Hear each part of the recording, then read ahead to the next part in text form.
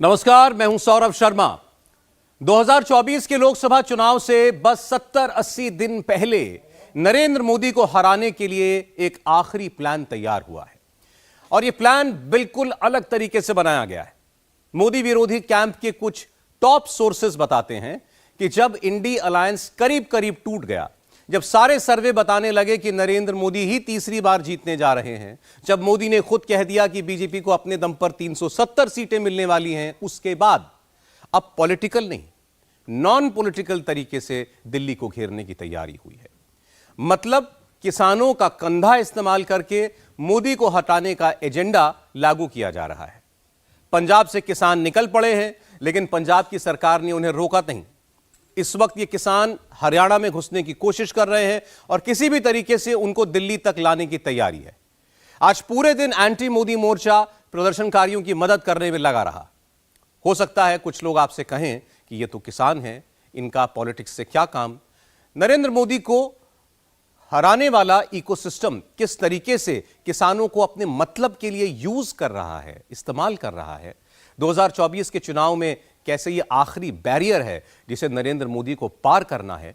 मोदी को हराने वाली पूरी फोर्स एक नए कोर्स पर काम कर रही है और इसकी सारी डिटेल आपको मिलेगी इस खास रिपोर्ट में। किसानों का कंधा 24 में मोदी हटाओ का एजेंडा। मोदी के किस विरोधी ने शुरू किया चुनाव जीतने के लिए यह नया धंधा। मोदी हटाओ क्लब ने 24 का नया सेटअप बनाया। अलग अलग गेटअप में दिल्ली के करीब किसानों को कौन लेकर आया। चेहरे पर नकाब लगाओ, आंखों में चश्मा चढ़ाओ, खूब चिल्लाओ, तांडव मचाओ। क्या ऑर्डर पहले से था?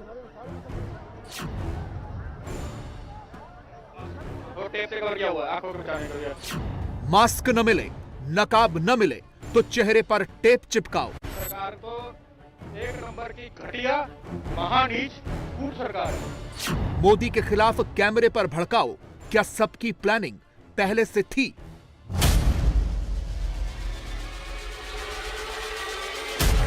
सबका गेटअप अलग अलग था। किसी ने कपड़े का सेटअप बनाया, चेहरे पर चिपकाया, तो कोई फुल प्रूफ प्रिकॉशन के साथ ट्रैक्टर पर आया। क्या इन्हें पहले से ही ट्यूशन दी जा चुकी थी?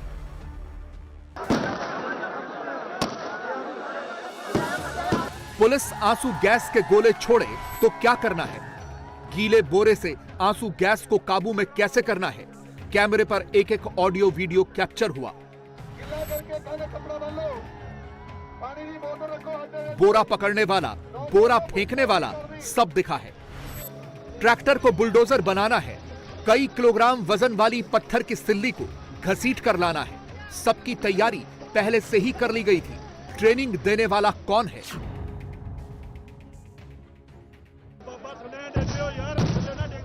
आगे बढ़ने से पहले पुलिस रोके तो फ्लाईओवर पर चढ़ जाओ।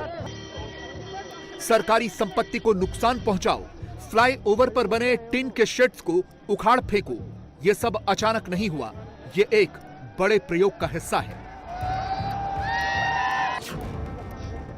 नहीं तो खेत में हल जोतने वाला किसान हाथों में पत्थर लेकर पुलिस वालों पर न फेंकता।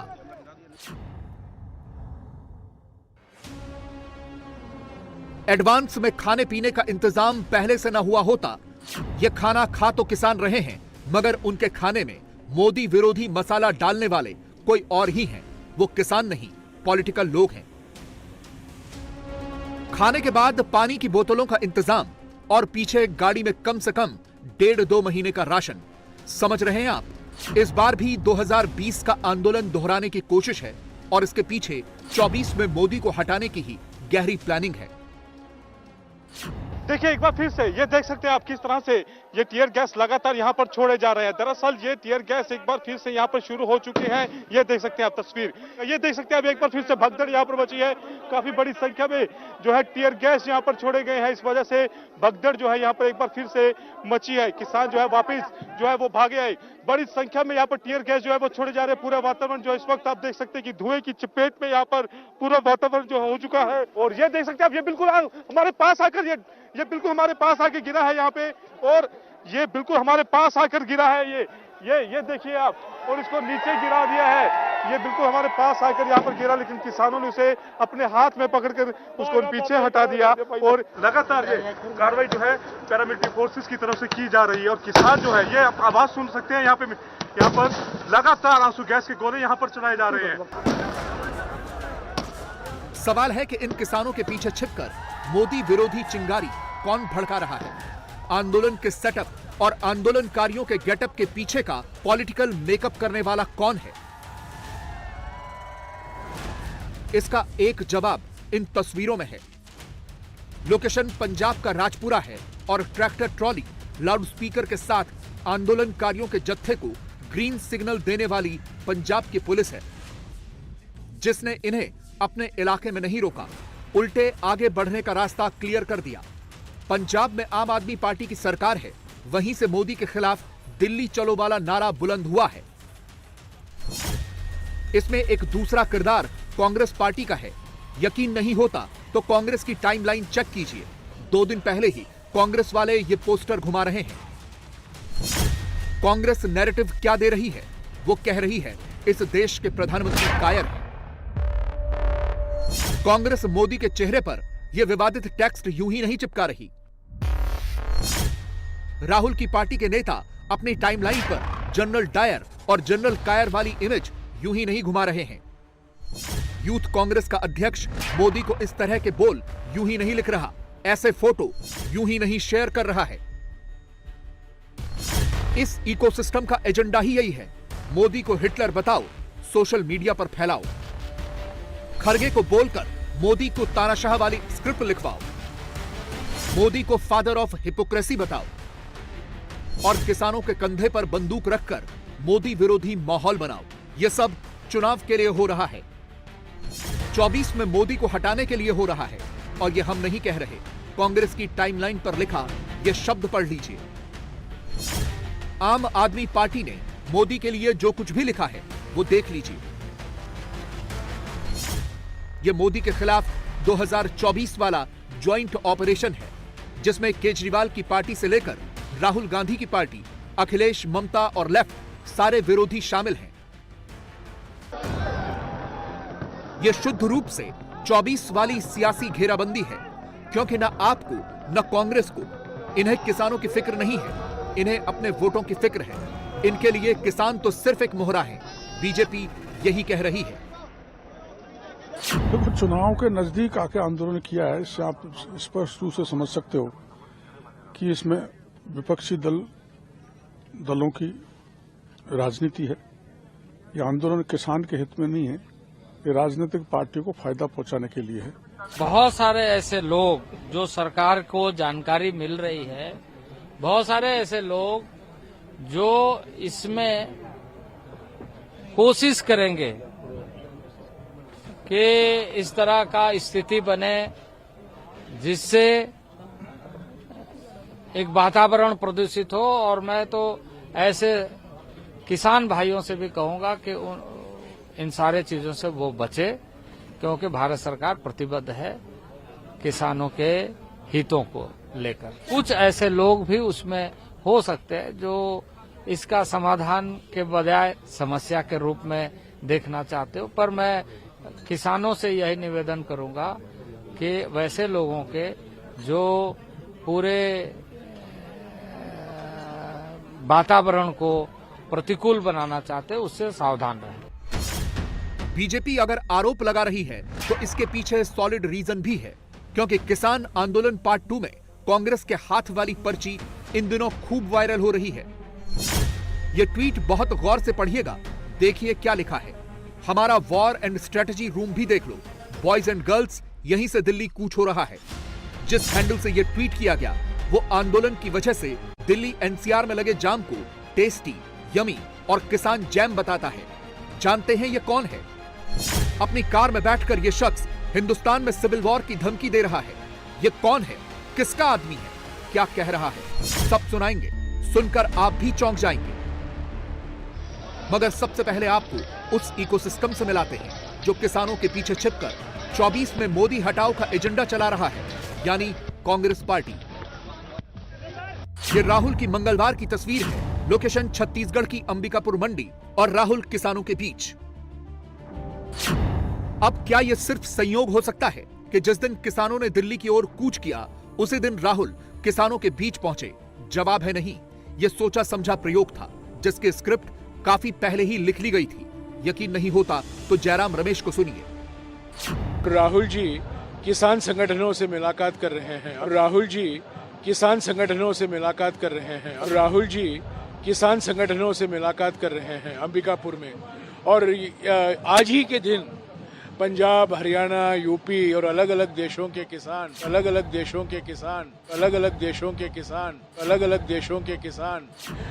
दिल्ली में आ रहे हैं और मोदी सरकार की ओर से पूरा प्रयास किया जा रहा है कि वो न आए दिल्ली।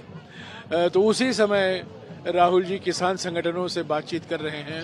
ये बड़ा दुर्भाग्य की बात है, बड़ी दुर्भाग्य की बात है और ये मोदी सरकार की मंशा को दर्शाता है कि किस गैर लोकतांत्रिक तरीके से किसानों को रोका जा रहा है। जयराम रमेश ने राहुल की जिस मीटिंग की बात की, यह तस्वीर उसी मीटिंग की है।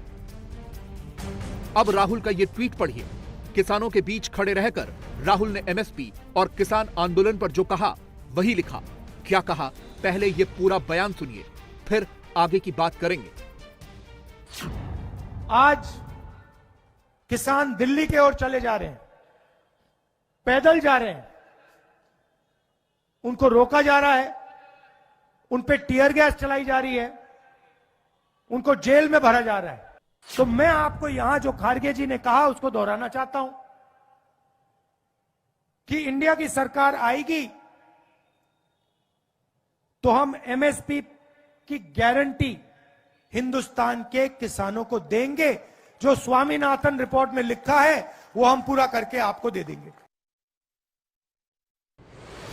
सोचिए, उधर राहुल गांधी ने किसानों के वोट बटोरने वाला स्टेटमेंट दिया, इधर राहुल के करीबियों ने उसमें सियासी तड़का लगाकर मोदी के खिलाफ परोसना शुरू कर दिया।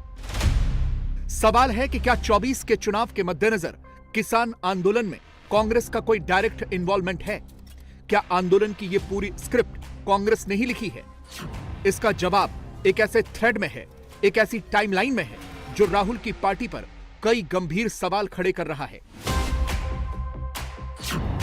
चलिए एक एक करके सारे सवालों को डिकोड करते हैं और 24 वाली प्रयोगशाला के देसी और विदेशी स्क्रिप्ट राइटर्स को ढूंढते हैं।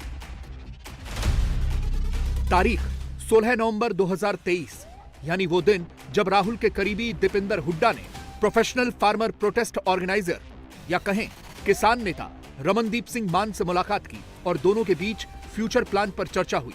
उस दिन रमनदीप सिंह मान ने अपनी प्रोफाइल पर लिखा, राज्यसभा सांसद दीपेंद्र हुड्डा जी से मुलाकात, आने वाले दिनों के बारे में सार्थक चर्चा। इसके 8 दिन बाद 24 नवंबर 2023 को रमनदीप सिंह मान ने एक रैली करने की बात कही। रैली की तारीख 26 से 28 नवंबर दी और बाकायदा अपनी प्रोफाइल पर इसका जिक्र भी किया। 30 नवंबर 2023 को सैम पित्रोदा के निमंत्रण पर दीपेंद्र हुड्डा अमेरिका चले गए। उन्होंने अपने पेज पर इसकी जानकारी भी शेयर की और इसके बाद 10 दिसंबर 2023 से किसानों के पीछे छिपकर दीपेंद्र हुड्डा ने कई सारी सभाएं करनी शुरू कर दी। इसमें कोई बुराई भी नहीं थी, मगर अगले ही दिन 11 दिसंबर 2023 को चंडीगढ़ में रमनदीप सिंह मान ने दूसरे संगठनों के प्रदर्शनकारियों से मीटिंग की। यह तस्वीर उसी वक्त की है, तब ये लोग जो खुद को किसानों का हितैषी कहते हैं, वो स्टारबक्स की कॉफी का लुत्फ उठा रहे थे। इसमें भी कोई बुराई नहीं है, मगर इसी दिन यानी 11 दिसंबर की तारीख को इन्होंने तय कर लिया कि ये जनवरी या फरवरी में दिल्ली कूच करेंगे, एमएसपी पर मोदी को घेरेंगे। रमनदीप सिंह मान ने अपनी टाइमलाइन पर एग्जैक्टली यही लिखा। इसमें एक किरदार गुरमीत मंगत का भी है, जो कभी इंडियन यूथ कांग्रेस में नेशनल मीडिया पैनलिस्ट हुआ करता था, मगर अब प्रदर्शनकारी संगठन के साथ मिलकर काम करता है। कांग्रेस नेता रणदीप सुरजेवाला के साथ आप इसकी तस्वीर भी देख सकते हैं। बतौर कांग्रेस कार्यकर्ता गुरमीत मंगत पंचा का प्रमोशन भी करता था। एनएसयूआई का पोस्टर लेकर भी किसानों के नाम पर मार्च निकालता था और मेधा पाटकर के साथ भी दिखता था। अब इन दो तस्वीरों को गौर से देखिए। रमनदीप सिंह मान ने जब दिल्ली कूच करने की बात कही और जो तस्वीर शेयर की, उसमें वही गुरमीत मंगत साफ साफ दिख रहा है। ये 11 दिसंबर वाली मीटिंग में भी रमनदीप सिंह मान के साथ था। गुरमीत मंगत यूं तो किसानों के नाम पर आंदोलन करता है, मगर विदेशों के राउंड तक लगा चुका है। हालांकि इसमें कोई बुरी बात नहीं है। मगर फिर हमारी नजर इस तस्वीर पर गई तो पता चला यह शख्स फार्मर्स प्रोटेस्ट 1 में भी शामिल था और इसके साथ जो दूसरे प्रदर्शनकारी दिखते हैं संयोग से वो भी कांग्रेस वाले ही होते हैं। मसलन कुछ तस्वीरें आपके सामने हैं। कांग्रेस से जुड़ा एक प्रदर्शनकारी राहुल के साथ भी दिखा, गहलोत के साथ भी दिखा, गुरमीत मंगत के साथ भी दिखा। अब वापस 24 दिसंबर 2023 पर लौटते हैं, यानी वो दिन जब रमनदीप सिंह मान ने कांग्रेस नेता दिग्विजय सिंह और गुरदीप सिंह सप्पल से मुलाकात की। तस्वीर आपके सामने है। फोटो शेयर करने वाले भी रमनदीप सिंह मान ही हैं। इस मीटिंग के अगले ही दिन यानी 25 दिसंबर को रमनदीप सिंह मान ने ऐलान कर दिया कि फरवरी में दिल्ली कूच किया जाएगा। प्रदर्शनकारी संगठन लामबंद होना शुरू हो चुके हैं। 26 दिसंबर को रमनदीप सिंह मान ने एक बार फिर दीपेंद्र हुड्डा से मुलाकात की और तब लिखा दिल्ली में दीपेंद्र हुड्डा जी से मुलाकात। अगले दिन यानी 27 दिसंबर को रमनदीप सिंह मान और पवन खेड़ा की मुलाकात हुई। ये तस्वीर भी उन्होंने ही शेयर की। 30 दिसंबर 2023 को रमनदीप सिंह मान ने दिल्ली कूच करने की तारीख का अपडेट दिया और लिखा इंतजार के बाद दोबारा दिल्ली कूच की तैयारियां शुरू कर दी हैं। 2 या 6 जनवरी को दिल्ली कूच की तारीख का ऐलान कर दिया जाएगा और फिर 24 शुरू होते ही 2 जनवरी को तारीख बता दी गई। 13 फरवरी को किसान दिल्ली आ रहे हैं। रमनदीप सिंह मान ने इसकी घोषणा करते हुए ये पोस्ट शेयर कर दी। इसके बाद 8 फरवरी को रमनदीप सिंह मान दिल्ली में कांग्रेस के नेता भूपेंद्र सिंह हुड्डा से मिले। 10 जनवरी को रमनदीप, गुरमीत और दूसरे प्रदर्शनकारियों की मीटिंग चंडीगढ़ में हुई और फिर इसके अगले ही दिन ये प्रयोगशाला सोशल मीडिया पर अलग अलग लोकेशन पर खोल दी गई। दिल्ली कूच करने की स्क्रिप्ट लिख दी गई। 6 नवंबर 2023 से 13 फरवरी 2024 तक की टाइमलाइन सीधे सीधे इसी ओर इशारा कर रही है कि दिल्ली कूच करो वाली प्रयोगशाला मोदी के सियासी विरोधियों ने ही खोली। उन्होंने ही पर्दे के पीछे रहकर इस चुनावी प्रोटेस्ट की पूरी स्क्रिप्ट लिखी और इस बात की पुष्टि professional farmer protest organiser Ramandeep Singh मान के इस ट्वीट से हो रही है। शब्दों पर गौर कीजिए और जो शख्स इसमें दिख रहा है उसे पहचानिए। यह शख्स कोई और नहीं, वही कांग्रेस का पूर्व कार्यकर्ता गुरमीत मंगत है जो किसान आंदोलन पार्ट 1 में दिखा था। अब 11 फरवरी का राहुल का यह ट्वीट पढ़िए। आखिरी लाइन नोट कीजिए, मोदी को दिल्ली से उखाड़ फेंको, आंदोलन की आड़ में असली खेल यही है। राहुल चुनाव में मोदी को हरा नहीं सकते तो ऐसा लग रहा है कि अब वो किसानों के कंधे का इस्तेमाल करके मोदी को हटाना चाहते हैं। तभी तो जैसे ही सरकार ने बड़ा कदम उठाते हुए रमनदीप सिंह मान के एक्स अकाउंट पर रोक लगाई, उसे विदहेल्ड किया, कांग्रेस का इकोसिस्टम तिलमिला उठा और मोदी पर नए सिरे से हमलावर हो गया। एक तरफ तो आप कहते हैं कि बातचीत अच्छी चल रही है, दूसरी तरफ बातचीत के दौरान किसान नेताओं के ट्विटर हैंडल्स बंद करवाए जा रहे हैं।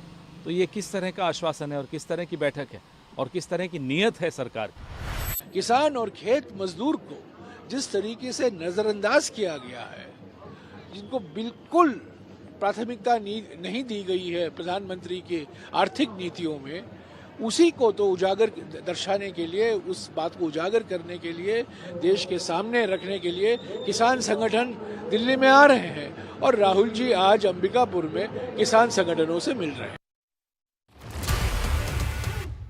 ऐसा भी नहीं है कि सिर्फ कांग्रेस का इकोसिस्टम किसानों के कंधों पर बंदूक रखकर और पीछे छिपकर मोदी विरोधी प्रयोगशाला चला रहा है।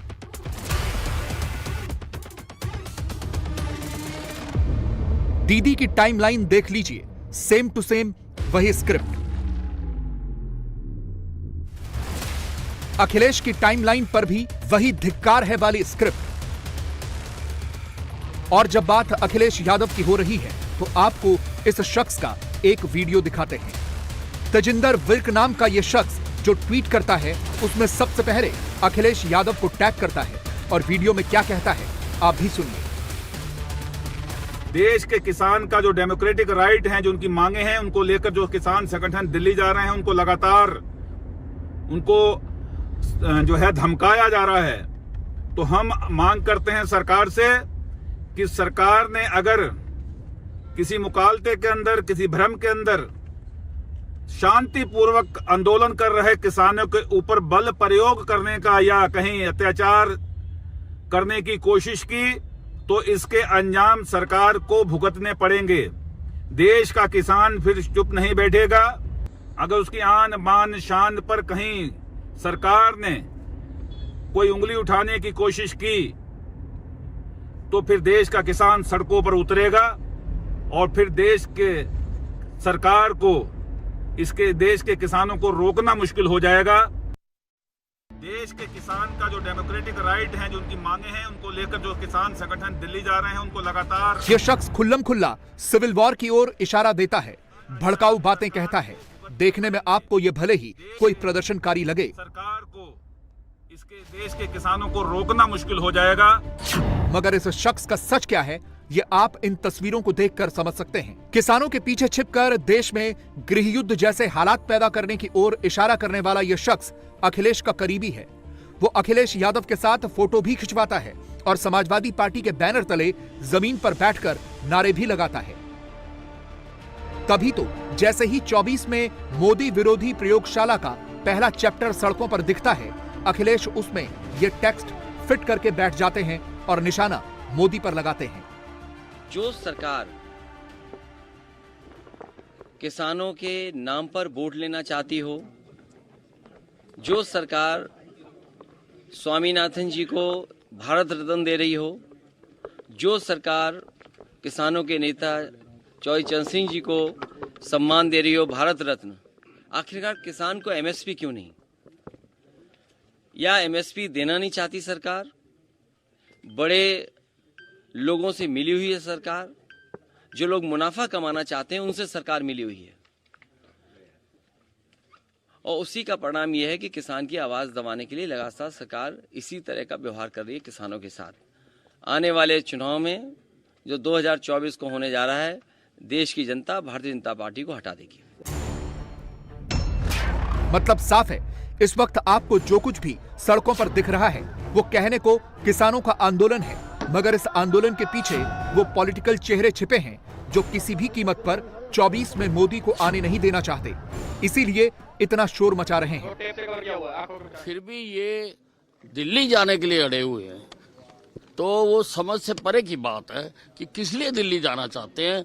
ऐसा लगता है कि इनका मकसद कुछ और है। सर, स्थिति को संभालने के लिए क्या क्या सरकार की तरफ? नहीं, पूरी तरह से तैयारियां हैं, हम शांति भंग नहीं होने देंगे। और मेरा तो इनको ये कहना है कि ये अपनी कॉल को विड्रॉ करें, वापस लें अपनी कॉल को। और बातचीत के लिए अभी भी मुंडा जी कह रहे हैं, बार बार सरकार कह रही है कि हम तैयार हैं, तो बातचीत से ही हल निकलेगा।